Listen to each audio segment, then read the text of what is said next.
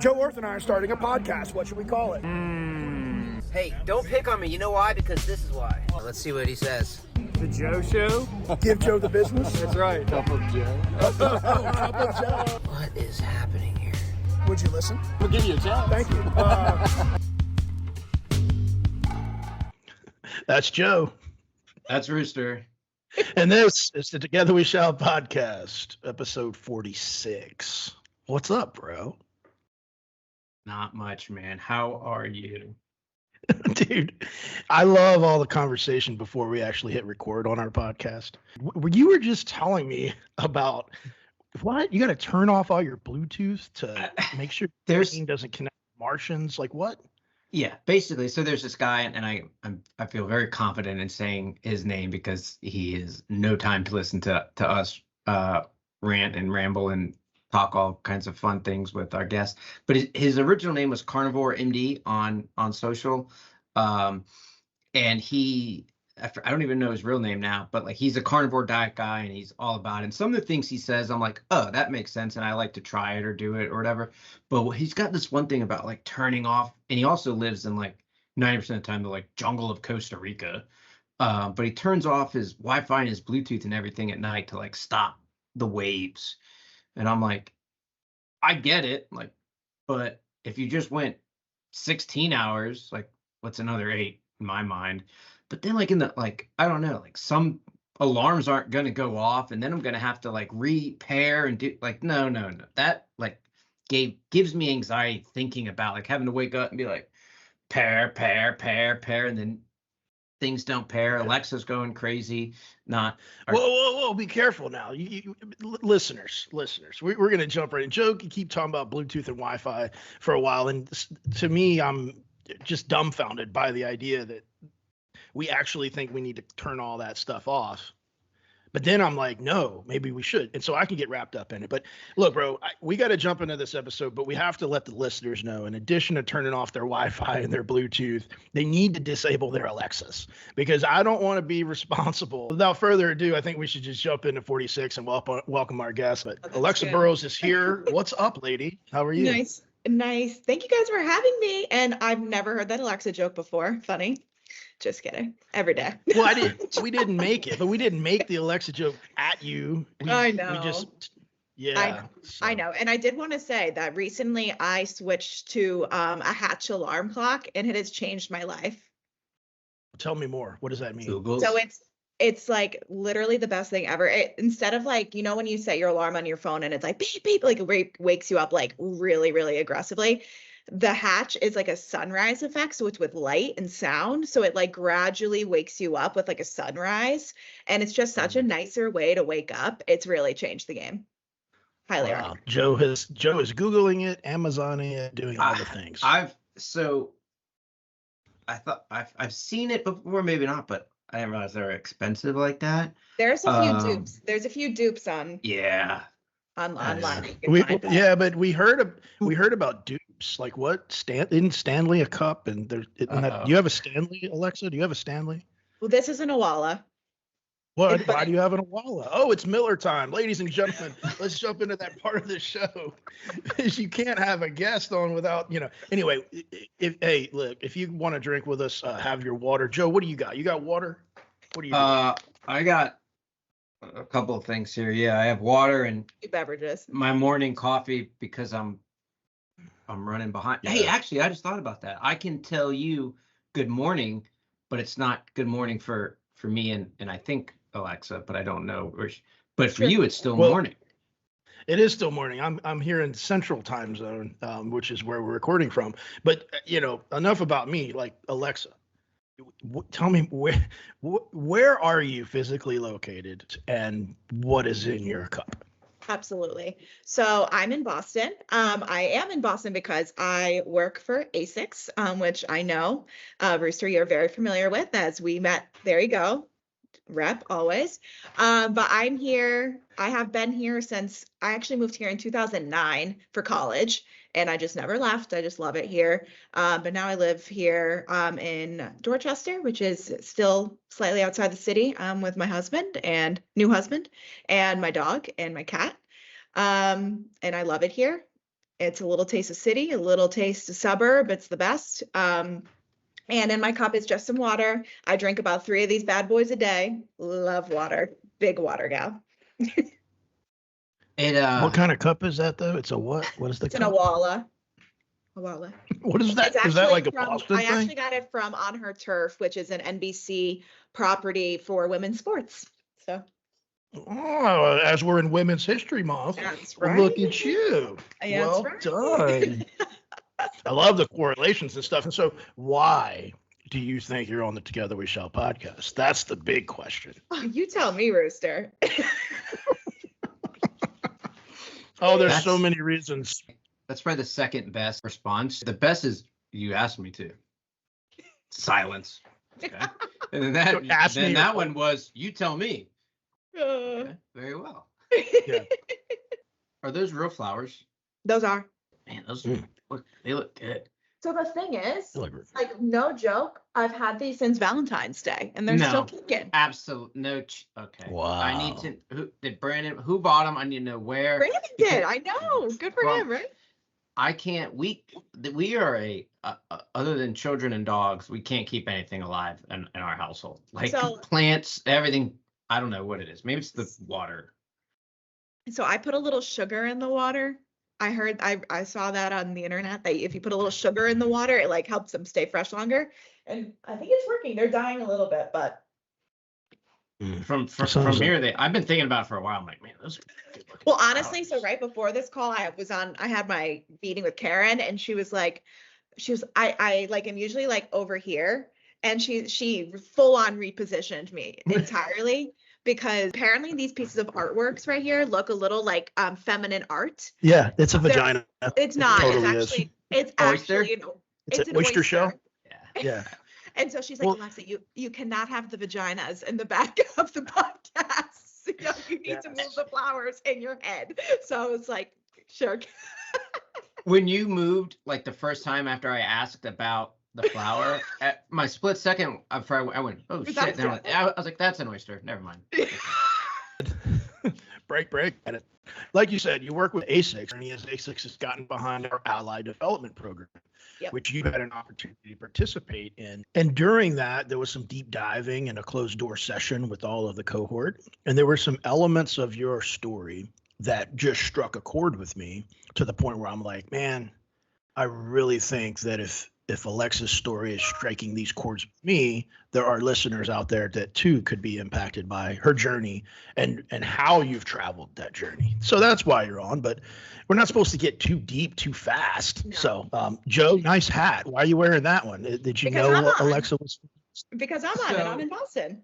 It is. I mean, baseball season's officially underway, right? Spring training, so that is a reason. But then Alexa being in Boston, but when you joined the team session, Alexa, it said AB, right? Your initials, and then A6 Boston. There's another AB, and I nerded out on my whiteboard for a second about the AB.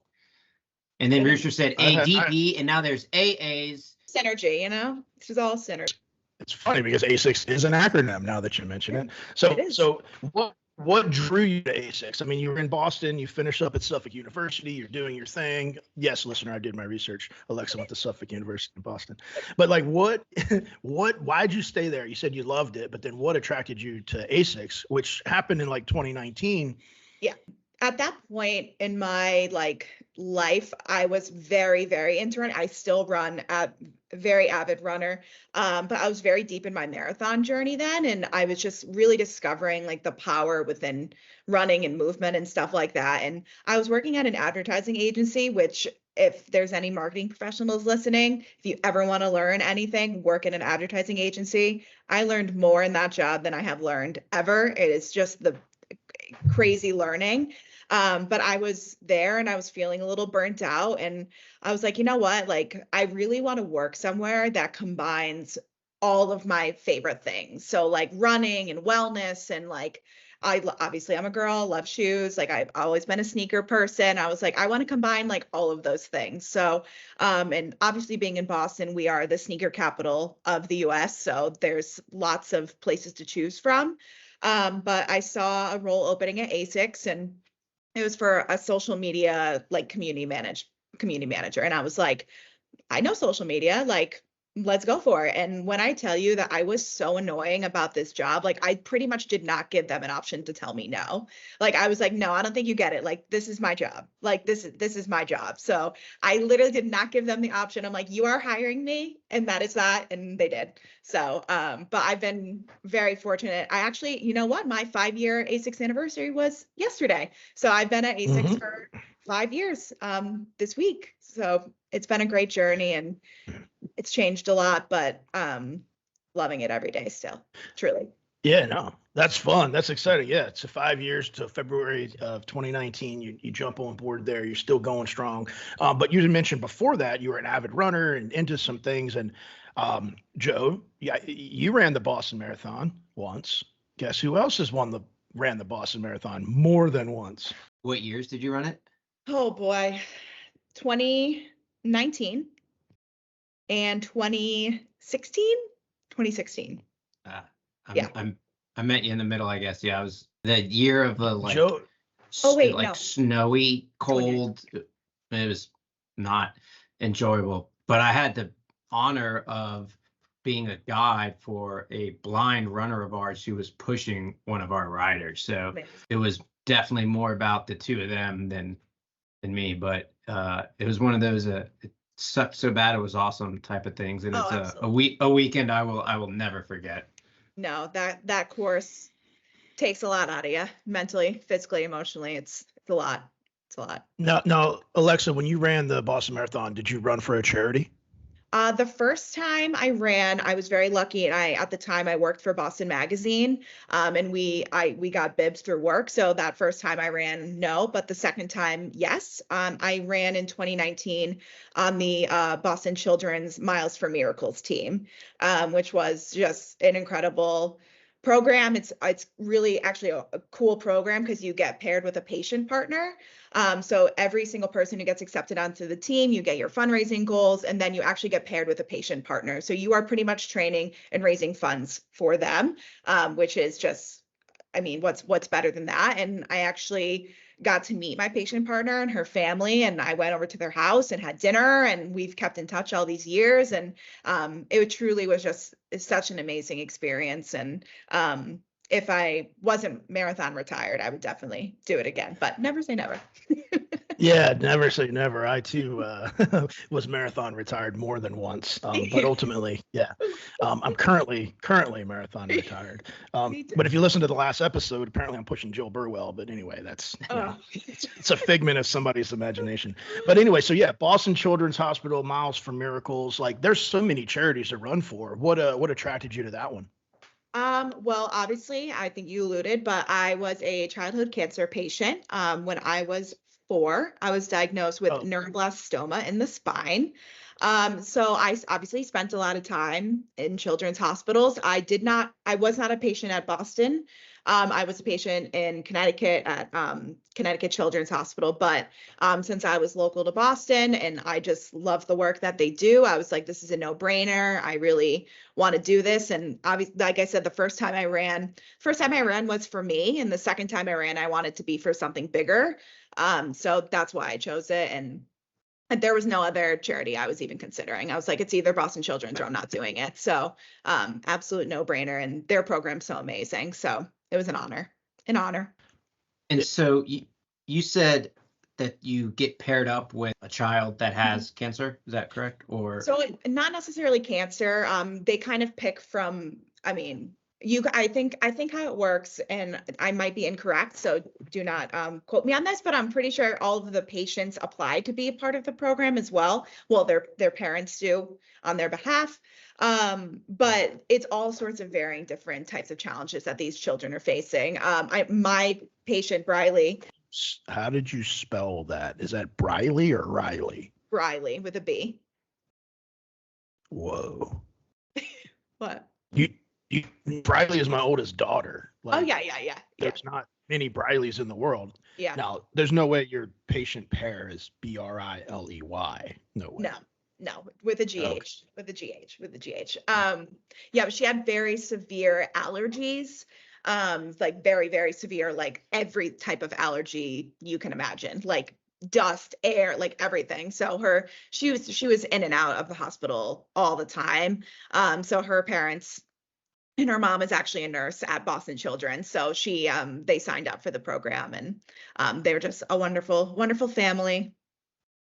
That's awesome. No, that's great. That's awesome. You mentioned you didn't go to Boston Children's, but you received your treatment in Connecticut. Yeah. And from my understanding, you were like one of the first patients that went to Connecticut's hospital there. What do they still stay in touch with you now? Or are you like in Women's History Month? Like if I was them, I'd be bringing back my first, survivor.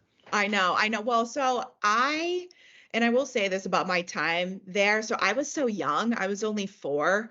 So I really, truly don't remember a ton of it. I learned a lot of it, obviously, through my parents, because that was their reality. They were my caregivers. They were the ones, dealing with it. And I think my memory really just blocked out that time, because I think that my mind just genuinely didn't want to remember it. So I really, truly do not remember a ton of my time there. But in recent years, my mom has really been a really, really big supporter of that hospital, always driving awareness, doing fundraisers and stuff like forever. I mean, obviously I'm 32 now, and she's been doing stuff for them for the past, math in my head, 20 whatever years. But she's really been involved like with patient care and fundraising and all of that there still. And obviously myself as well through that. So continuing throughout the years to do that, but they were wonderful. Yeah, no, that's great. That's good. You mentioned your mom. So growing up, what was the family structure? Like what's going on in Alexa's world as a youngster? Yeah, so when I was diagnosed, I was 4. So it was me and both my parents, my mom and my dad. And then I have a younger brother, Blake, who was 2 at the time. So we're 2 years apart. And so he was very young. I was 4. So that was definitely, I mean, and I obviously don't remember this, but through my mom telling me and my dad, I mean, obviously that was very tough to have a 2-year-old at home and a very sick 4-year-old, and trying to balance like having this kid at home who still needs and deserves your love and attention, and then having a very sick 4-year-old. So that was definitely very, very tough on them, but somehow they managed to do it. And, I'm sure there's a lot of different, like you're going to the hospital today, you're staying home with Blake, and vice versa, and figuring out that schedule. But all in all, I mean, I was in and out of the hospital for treatment for over a year. So it was a long time that they were doing that for me. And I can't imagine that was very easy. Yeah, for sure. And as you grew up and as you started to enter into junior high and high school, obviously you're a cancer survivor, and I would assume we might say in remission. But these things didn't define you. You were not labeled by that experience, and you didn't have identity tied to that. You're Alexa, and you're going to thrive, and you're going to do your thing. Yeah. And honestly, it wasn't until I was in college that I honestly really started talking about it and telling people, because I just never wanted it to define me. I didn't want to be known as the girl who had cancer. I wanted to just be normal and be like everybody else. So I really, really didn't start talking about it. And obviously like my close friends knew and stuff like that, but I wouldn't very regularly talk about it until much, much later in life. I think when I just became more comfortable with it. Well, that's what I wanted to highlight here, because everybody lives their lives their own ways. And who am I to cast judgment or tell you how to live? That's not my intent here. But what I really want to highlight is what you said about, I just wanted to be normal, live normal. Yeah. And I think sometimes, because of the impact psychologically, et cetera, that having a diagnosis can have, sometimes our caregivers and maybe even ourselves will allow that to become an identity. And I'm not casting judgment if you do. What I'm saying here is, if there's a person in your life that has a diagnosis, let them decide if they're going to be identified by the diagnosis.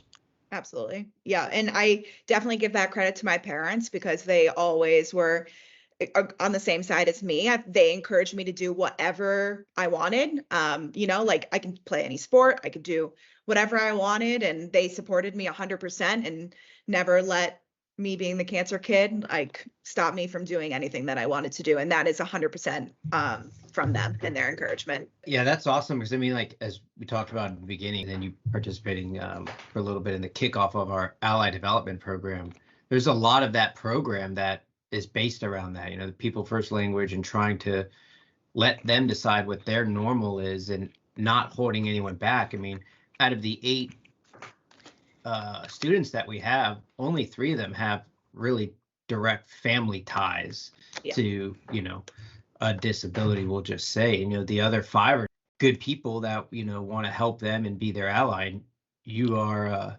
one of those individuals that's done both, right? You are a cancer survivor, but you're also an ally for that being normal. It's so important. I mean, your identity can be so many things, and it should be up to you to decide what it is, not up to everybody else. It's up to you. Indeed. Can you say it again? Neuroblastoma, like with a B. Blastoma.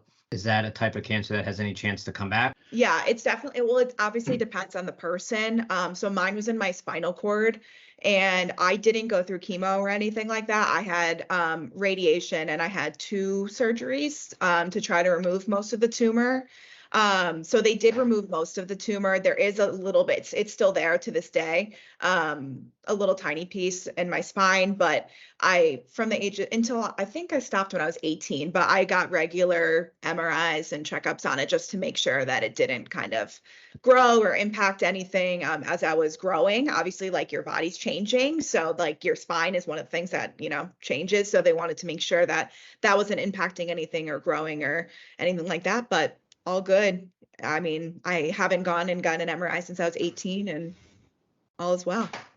Does that type of cancer, I'm ignorant, I guess, does any type of cancer, like, because it was the spine, impact like other elements of the spine, like discs and growth, No, I guess, right?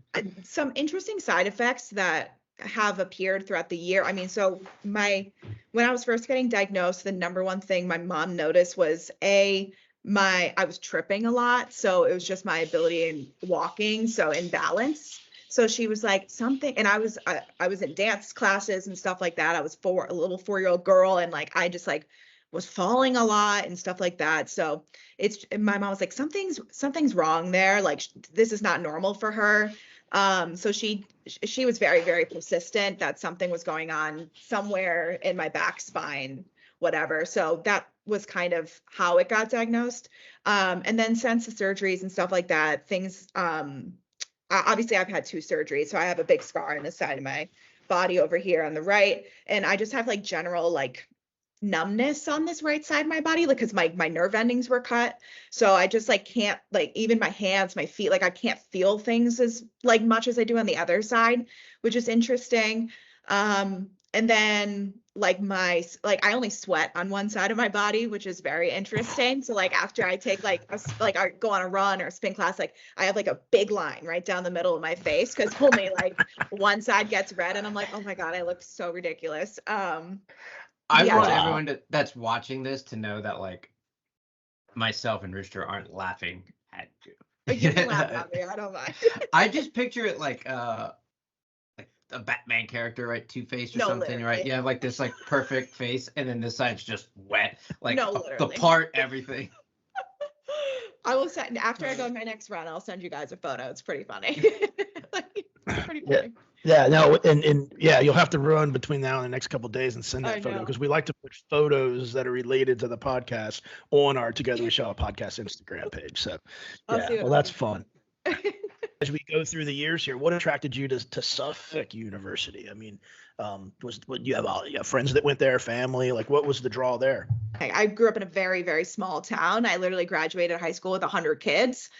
So very small, like didn't have a lot of diversity, and I just wanted something bigger. I wanted to live in a city, experience city life, and I was always very independent. So I knew. And Suffolk is interesting because there's no campus. So it's actually just like buildings scattered throughout the city. So by default, you kind of have to be a very independent person to go to a school like that, because you don't have that like campus feel.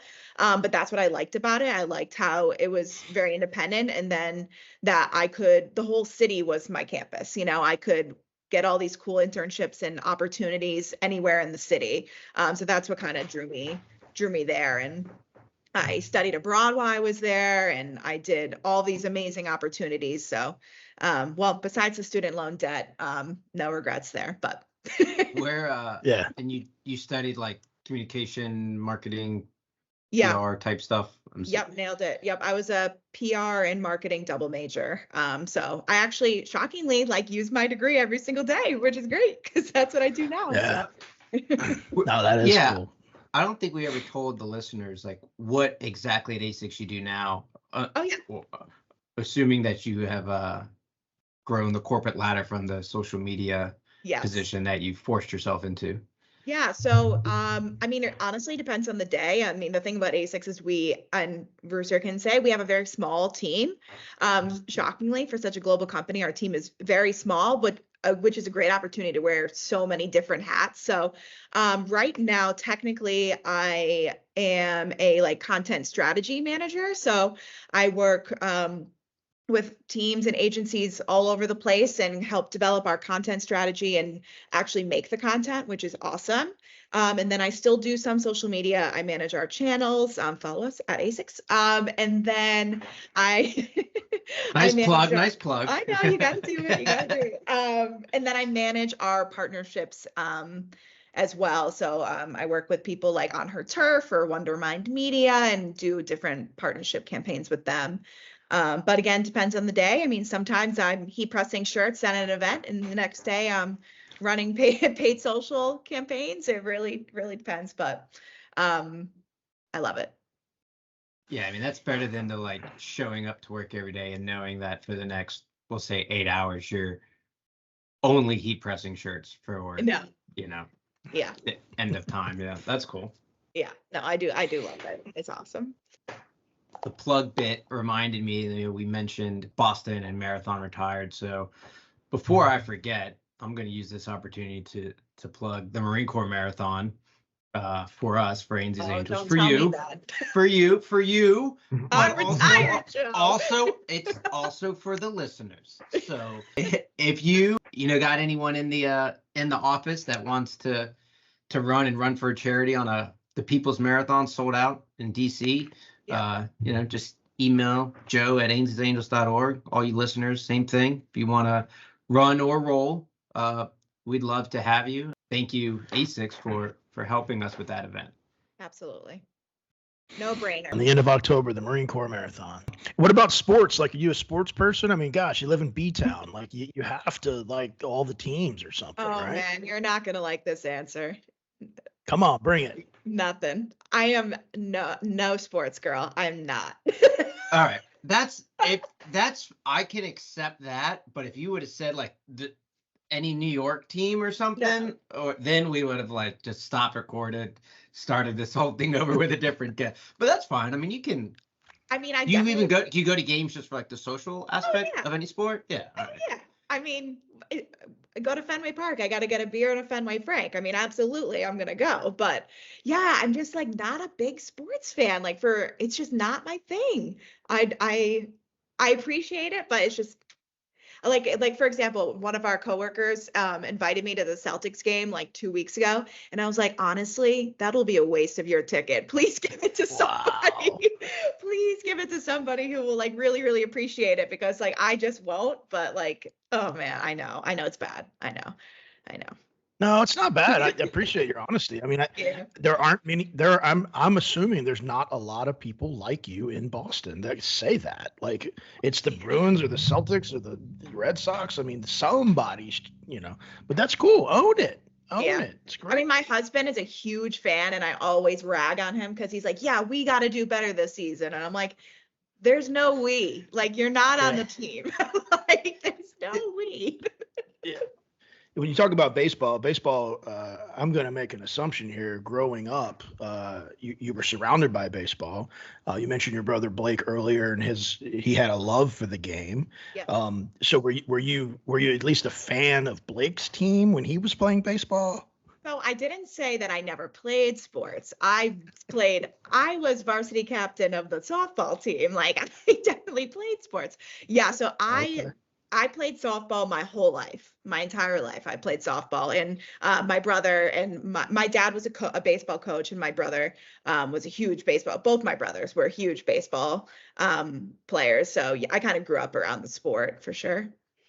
Well, I did also want to spend some time today, frankly, honoring and remembering your brother. I know that can be a topic that can bring a lot of emotion about, but I do want to just celebrate the fact that what your family has done through, the Blake Foundation, as well as the Bab Kindness Project, to kind of bring this idea of being kind and being good, and just celebrating the good things in life. Of course, we haven't shared with the listener anything about Blake and his story, but if you'd be open to telling us a little bit about that. Yeah. I think. Yeah, no, of course. Yeah. So my brother passed away 2 years ago, 2 and some change. And he unfortunately died in a car accident. So obviously that was very traumatic and sudden, and was not the best call to get from my mom. But we definitely had a very challenging relationship, me and him. He was an addict. And if you've ever been around an addict, it comes with a lot of different challenges and all sorts of different emotions. So that was definitely very tough to try to figure out all of that, like all of the challenges that I had with him, and then him not being here anymore. That was definitely very, very tough. But growing up, we had an amazing relationship. I mean, we were 2 years apart, so we were like built-in friends from day one. So we grew up very close. And then I have another brother, Chase, who is 22.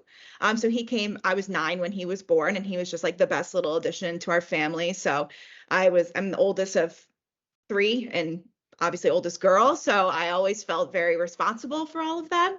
And then, yeah, I think probably around high school is when he started to get in a little bit of trouble, Blake. He started just acting out and just getting a little not on the same path. And it was very tough because I was the complete what's that word? Antithesis? That's hard. What is it? Antithesis, which Yeah, is ultimately. that's a lot Yeah. of answers for me. Yeah, it's basically you were on a different path. Yeah. I mean, I was the like honor student. I was in every single club. Like I was like total different. And then my brother was going down a very different path. And that was very challenging for me and my parents, and for him too. But yeah, he started getting in trouble around high school. And then just kind of never got out of it, and just kind of really was struggling like very badly with his mental health. And then addiction came into the picture, and he struggled with that until he passed away in the car accident. It was a struggle for him for many, many years. And that was very tough on everybody in our family. I mean, the thing that sucks about having an addict in your family is they kind of alienate themselves against everybody, and they kind of forget that. And it's hard to not hold a grudge and be angry about it. But it's just, I still, I loved him. I will always love him. He's my brother. Like I miss him every single day, but it's been very challenging. A lot of different challenges and emotions come with that sort of passing. And what's the foundation for your brother?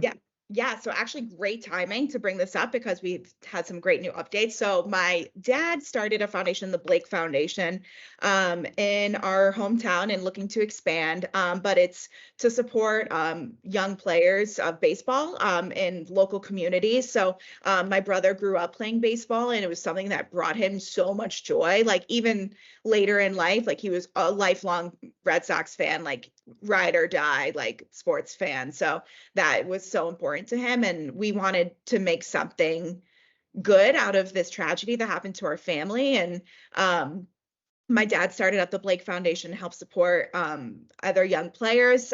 So we're doing a lot of different maintenance on the fields, and also helping to support young players who may not financially be able to afford to play baseball. Obviously, like, it costs, shoes cost, bats cost, entry level into the league costs. So whatever we can do to help support these young players to just bring some joy into their life, just as, it brought my brother so much joy. So we wanted to kind of continue that love for the sport through the foundation. And my dad is, the hero of that foundation that is 100% on him, his brainchild, and I sit on the board. I think I'm VP. I'm either VP or president. Or treasurer. I can't remember which which one I am.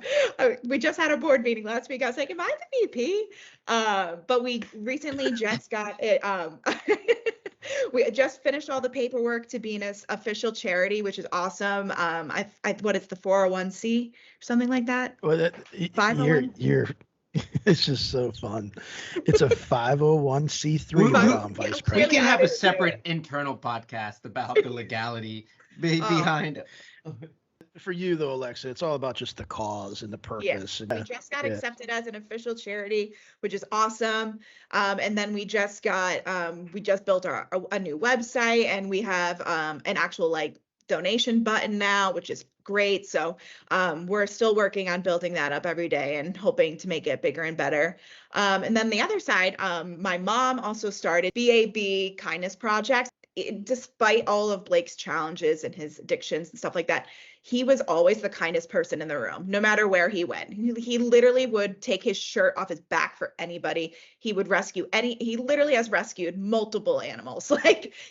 For some reason, always finds cats, and he would rescue so many cats, but he was just always so kind. And that was just another piece of his legacy that we wanted to continue, was just that kindness and spreading that. So that's why my mom started the project. I just want to point out to the listeners that BAB is believe in always being kind. And I love that because it aligns so well with Ainsley's Angels value. We have a value that is positive and kind always, basically valuing and appreciating everyone for who they are, and do so when we lead with our love. I mean, if you every shout out to mom and dad. Seems like great humans. Apple doesn't fall far from the tree either. If you think about it, I mean, that's something that my son just ended his basketball season, and now we're in that awkward spring, what's going to start, when's it going to start, what are we signing him up for? He was like, well, can I just play at home? And I'm like, yeah, you can, but the sports and playing sports isn't just about the athletic, going out there and scoring and blocking and all this. It's about the friendships you're going to make and the life lessons you're going to learn. And but it's, No, that's what it's all about. That's what it's all about. To this day, I still say that some of the things that I learned on the diamond as a kid, follow me. And most of those are from the years where my dad wasn't my coach. It was someone else, which is even better, really. But combining athletics and then kindness from your mom's side of the house, I mean, those are two win-wins, really. So that's really cool that the family's doing that. Yeah, I agree. And it's been such a joy to watch both my parents create these things in his honor, and just be a part of both of them. There's two different ways you can kind of come out from tragedy, and that's the way they chose, and I am so proud of them. It's truly been awesome to see. There's an element of our podcast that happens in most of the episodes where there is the proof of serving others and giving of oneself that actually helps with the grieving process, because the grieving process is continuous. It doesn't ever stop. Would you say that you're seeing your parents actively grieve through this service? Oh, for sure. And I have learned a lot about grieving through the past couple years. And I have learned that everybody truly grieves differently, and there's no right or wrong. I think that's the number one thing I've learned, is everybody grieves differently. And even between my parents, although they both have come out very similarly, they both grieved very differently. And I grieved very differently, and my brother grieved very differently. So it really, it can go any way, and however which way you decide to grieve, and that's okay. And that's the way that they chose, is to just make something beautiful out of this. And I personally couldn't have done it. I am happy to be a part of it, but I don't know how they did it through all of this, and it's pretty crazy to see. Yeah, like you said, how everyone grieves differently is huge. I mean, I didn't really probably understand that until Ainsley passed, and seeing how different Rooster and Lori grieved, right? Rooster just went pure Forrest Gump a little bit, to be kind of funny, just went running. Where Lori took it in a different approach. But what I struggle with to this day of grieving on whatever it may be, right? Not necessarily just like death, is understanding that someone's going to grieve differently than I would, and how I can like play my cards to help them. That is like, if someone has that answer, can you tell me? Because I don't know it, and I don't know how to find it. But that's the real struggle. Well, not the real struggle, but that is, you talk about a struggle. Like, how do you, like, how Rooster grieved and then cared for the way Lori was grieving, and vice versa. It's not always sunshine and rainbows during those times, but it's, ensuring that you're respectful of the other person during that process. Because I think Rooster, well, I'm sure someone else said it, but right, grief has no end. Yeah. I've heard Rooster say it, but yeah, and I think something my dad said, and my dad spoke at my brother's funeral, and something he said was like, after the rest of you leave here today, a lot of you will just continue on your days and your normal lives, but for us, like, this is our new life. This is something that we can't just walk away from. This is something that we have to deal with every single day.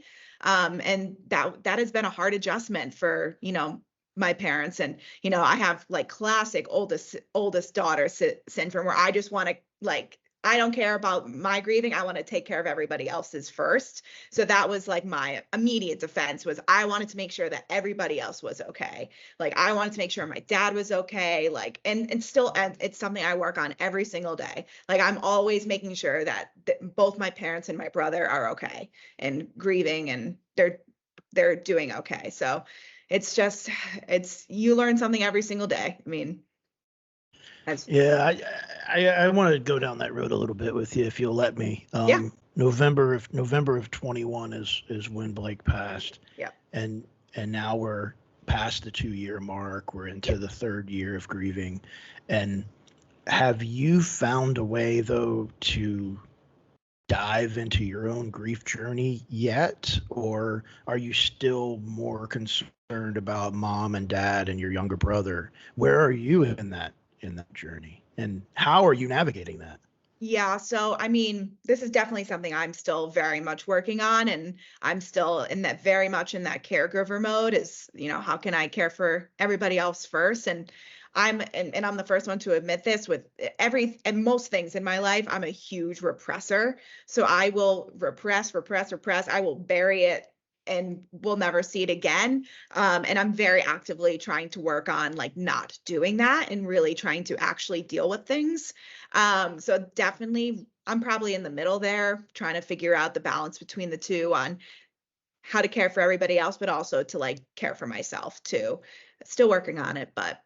And how is that translating into your new marriage with Brandon? Like, how is he showing up for you in this grieving journey?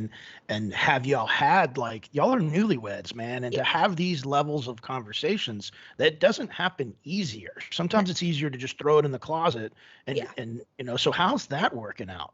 Yeah, well, I mean, luckily, we've been together for almost 6 years now, and probably my most favorite thing about him is he is an excellent communicator, and I'm also a very good communicator, so that's never been a problem with us, as we have always been like lockstep, no questions, like always over communicating everything. And I mean, I will say going through something like this, I mean, that he passed away before we were even engaged. I mean, that is hard. Like sometimes it's a very helpless feeling. He said that multiple times. He's like, I feel so helpless. Like I can't do anything. And, I was like, you know what? Just you being here is enough. Like, that's all. Like, I just need you to be here. That's it. But that was definitely, that was hard on him. And I definitely recognize that. Like that was hard. And you know what? He has been absolute rock, not just for me, for my family. I mean, he showed up big time, like no questions asked, like he was there, like absolutely. And, that really like sealed the deal for me more than anything. I was like, that's the person I'm going to be with I already knew before that, but I was like, that's the man that I want with me forever. Like he stood by me and my family, no questions asked. And I think that's really beautiful. And thank you for sharing that. I think that what I would love for people to hear is this idea like that men sometimes feel like they have to fix it. And Alexa, you're going into caregiver mode. You're feeling like you might need to kind of fix it too for mom and dad. Yep. But for you and your husband to have a conversation that was surrounded around you communicating to him, just need you to be here. Like that goes so far to give him reassurance that he's doing the best that he can to fix by just being present. Yeah. And so I wanted to highlight that element of it for whomever out there is struggling in their active grieving journey, to know that just having someone be there or being that person for someone is enough. It's okay. It's enough. Yeah. It's okay. Yeah. And I think it's very much too, like not being afraid to ask what people need. I was actually in a yoga class one time, and the instructor was saying how she was talking to a friend and she was going through something hard. And the instructor said to her, she's like, I'm going to stop you. She's like, I need you to tell me what you want from me. Do you want me to listen, or do you want me to give you advice and talk back? And I think about that like all the time. And I think it applies to so many different things in your life. And I have taken that like in every relationship I have now, like is with my husband, with my friends. I'm like, how do you want me to show up? And that's kind of the conversation me and Brandon had.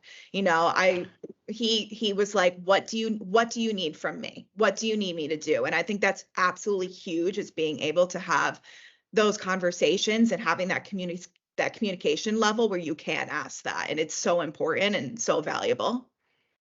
Yeah, it's huge. Yeah, absolutely. That's being an ally, to Absolutely. circle it all the way back to where we started.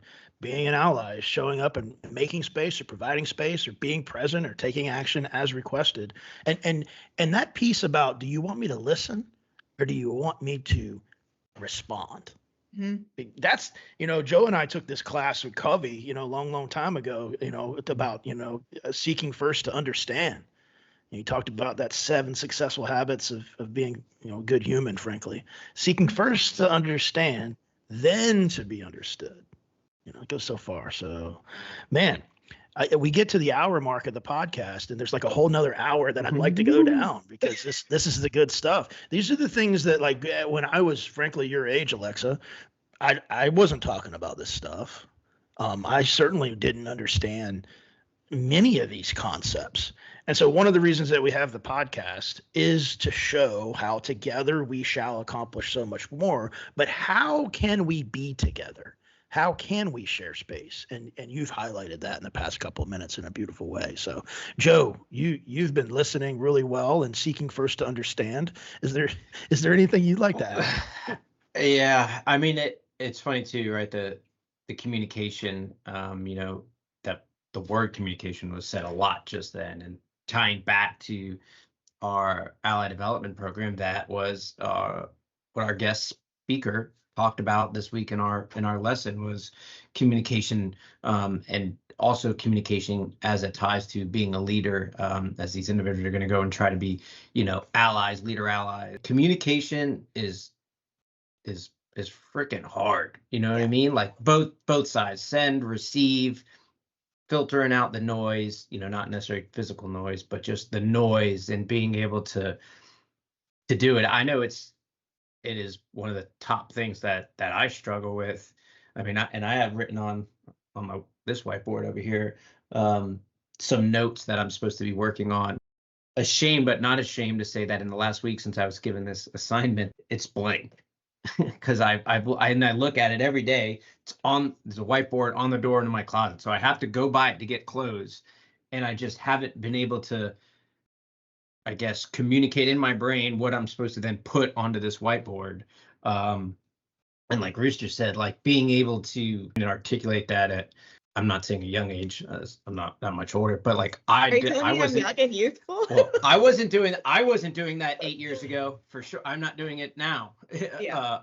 At least. I'll tell you though, like I wouldn't be able to do those things if I hadn't gone through everything else before.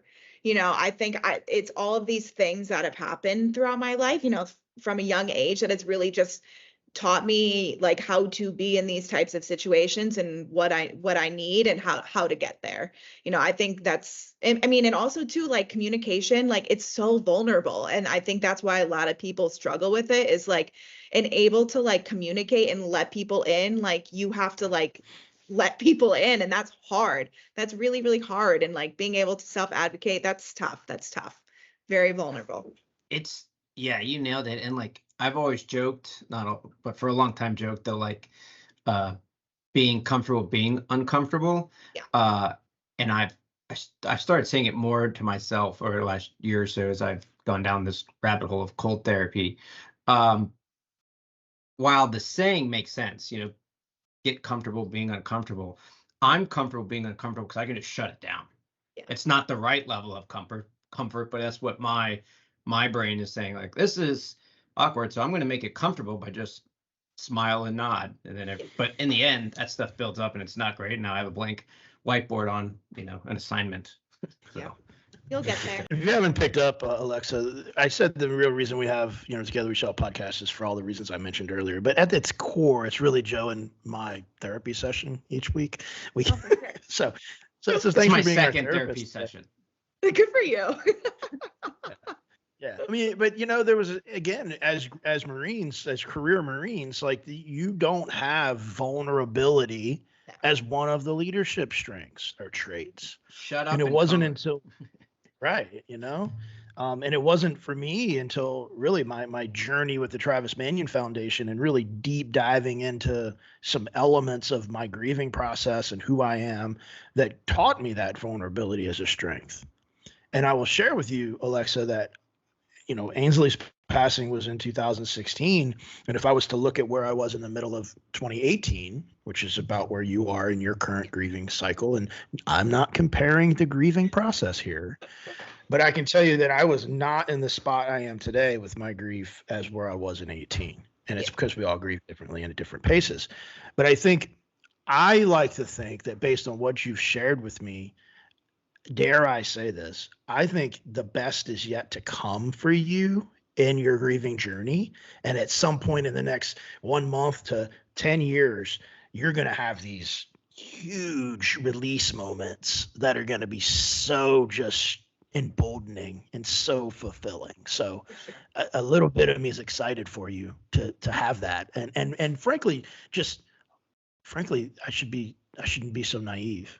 I'm really hoping that you have that, because not everybody gets to have that. Yeah, me too. I think I will. I think my whole family will. But day by day. The best is yet to come, right? Absolutely. Yeah. Who said that? Who was the first person to say that? You know what I mean? Do we give credit to Frank, right? Sinatra? Is that who gets the credit? No, Cabello. Yeah. Frank Cavillo gets the credit. What a good time. So, I mean, I think we could keep going for a while, but frankly, Alexa, the things I wanted to touch on today and the reason that I really wanted to have you come on, we've met those objectives. And I hope that you're able to walk away from the chat today feeling a little uplifted, having that opportunity to exhale a little bit. No, absolutely. And, any help to anybody else going through something similar, here to help. That's all part of it. Yeah. Joe, we're going to give Alexa the last word because, we're kind that way. Is there anything you would like to say before we go on mute? No, I think, it was a great conversation. Thank you for joining us. And, like a lot of the conversations that we have with our guests, right, it's much bigger than anyone that we're ever going to have on this show, if you would. So, right, if you're struggling with, addiction or just bad behavior or whatever, use that lifeline, phone a friend, phone one of the many 1-800 numbers that we have in this country and talk to someone. Just talk to someone. And that's what we definitely want folks to know here, especially, when it comes to addiction and then even things like, the cancer, right? You know what I mean? Rooster and I had a friend last night post about a regular checkup on cancer. And it's like, just make sure you're checking in on yourself and others. And then together we shall hopefully get through this. Yep. Yeah. Beautiful. Alexa, thank you again. We like to give you the final word. So as you are thinking about what you want to say, keep in mind that this is what we're leaving people with as they go on. I'm going to put all the pressure on the communications major here. Like, what you say is going to stick with them for the rest of the day. Oh gosh. Oh gosh, no pressure, no pressure. No, I'm just kidding. No, first off, thank you guys for, allowing me on, and then also just giving all your guests and your listeners the space to think about these things and talk about them. I think listening and thinking and talking is so important. And I know we've talked about communication. I could talk about it all day. I think it's one of the most important life skills you'll ever learn. And, if I leave you with one thing, it's just talk and lean on the people in your corner and don't be afraid to be vulnerable. Looking at you, Joe. And, just everybody's different, and just do your best every single day. That's all you can do. You know what? I got enough. He's in charge. We're done. This was good. Yeah, we're done here. The structure of this building has reached its capacity. Find your people, and if they make you feel sexy, even better.